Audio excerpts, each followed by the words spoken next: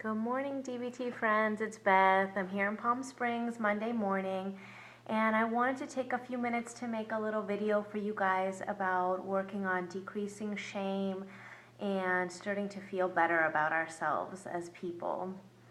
This is something that we all struggle with, and particularly for those of us who are very emotional people who are trying to change our lives. This can be an overpowering struggle, the struggle with shame and just feeling not good enough about ourselves. So I want to explain a few things to you that I hope will help it be a little bit easier, this struggle with shame. First of all, I want to say that shame is an emotion that all human beings encounter. And there's two different kinds of shame. I want to talk about those for a minute. There's shame that we feel when we've done something that violates our values. And for a lot of people that I work with who are in early recovery from substance abuse, there's things that maybe you've done during your addiction that you regret, that aren't a reflection of who you are and what your values are. And so that's one kind of shame, when you've done something that goes against your values. The other kind of shame is sort of an overall feeling not good enough, not based on any particular action, but just not feeling good about ourselves, feeling that other people are more important or better than we are, feeling insecure about ourselves. And that, so they're slightly different in how you deal with them with the DBT skills. So the first kind of shame, if you have shame about something you've done, I think we all have moments where we think about things we've done and sort of like cringe and feel nauseous and upset about ways we've treated loved ones or actions that we've done.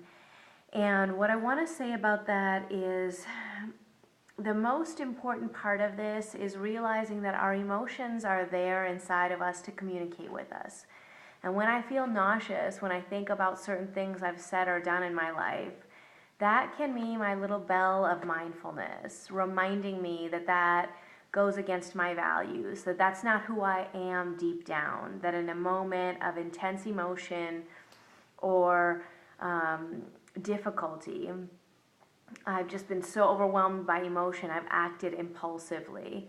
And the pain that I feel is not because I don't have values or I'm not a person who sticks to her word, but I feel that pain inside as a reminder that that's not who I am. And so one way to start decreasing the shame we have based on our past actions is, first of all, to know that we feel pain because our body's trying to tell us this isn't who you are. This isn't what you value deep inside of you. And so I cringe thinking about past moments, and it reminds me, don't do that again. It doesn't feel good. That's not who you are. The other piece of this is when you've done an action in the past that's created a lot of shame and guilt inside, the opportunity you have for the future, and this is really about accessing opposite action, which we're also going to use with the second kind of shame that I'll talk about tomorrow, just an overall insecurity. But the first kind of shame, when you've done something you regret, using opposite action is extremely important. When you feel guilt and shame, we all have the urge to hide. That's a universal response to the emotion of shame. And I even sometimes, if someone teases me, I notice that I put my hands in front of my face. I have my 2-year-old, if he gets caught hitting one of his brothers and I catch him in the act, he'll go hide behind the couch and throw a blanket over his head. It's universal. Even my dog, my golden retriever, does that. He kind of slinks away and hides his head if he's stolen the kids' food. So that when we feel shame, we have the urge to hide. Unfortunately, when we hide, we get stuck inside the emotion of shame. Not only do we have shame from our action, but just acting on the emotion by hiding actually spins and reinforces that emotion. So we have to break that cycle if we want to decrease the amount of shame we feel. Hiding is never going to bring our response to shame down. It actually does the opposite. So what I want you to do is to think about how you respond to shame. How do you hide? Sometimes we lie. Sometimes we smile and pretend everything's okay. Sometimes we run away and go use. Sometimes we deny that we even did the thing that we did.